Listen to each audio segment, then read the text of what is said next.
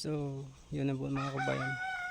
So, nilinisan ko kasi dito ko ilipat yung kamatis. Dito ako magtanim ng kamatis ulit. So, kuhaan ito yung mga kabayan. Itong inalis ko yung kuhaan ito. Kalabasa. Buhay pa.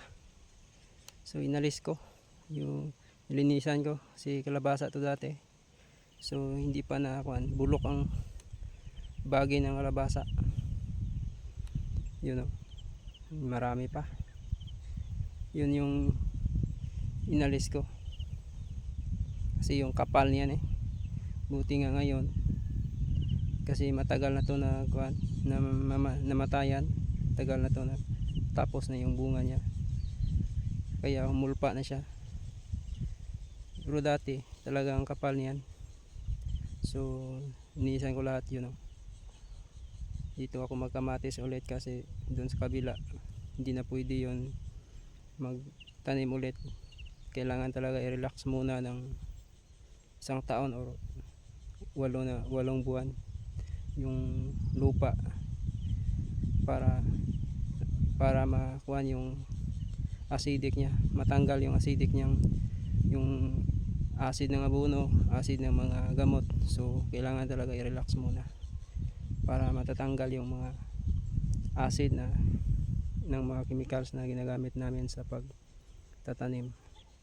So yun mga kabayan, yung may poste na yan, yun ay tinaniman ko ng sitaw. At saka yun, yung makapal na yan ay yun na po yung aking sili. So tingnan nyo mga kabayan, so ang kapal niyan, so lampas yan sa akin ang sobrang taas niyan yung mga sili na yan. So ang dito banda mga kabayan, yung walang bubong na yan, taniman ko yan ng diyan yung itanim yung talong ko, yung kunti na talong na napunla ko, mga 500 na puno. So diyan ko itanim yung mga talong. So kunti na lang yung linisan ko, yun o, yun na lang o, yun, kunti na lang. Grabing init dito mga kabayan sa lugar namin ngayon. Samantala sa diyan sa inyong lugar, kung malakas yung ulan sa ibang lugar. So dito sa amin madalang yung ulan. So ulan yung hinahanap namin dito kasi yung mga tanim namin talagang kuha na sa ulan. Natutuyo na yung iba.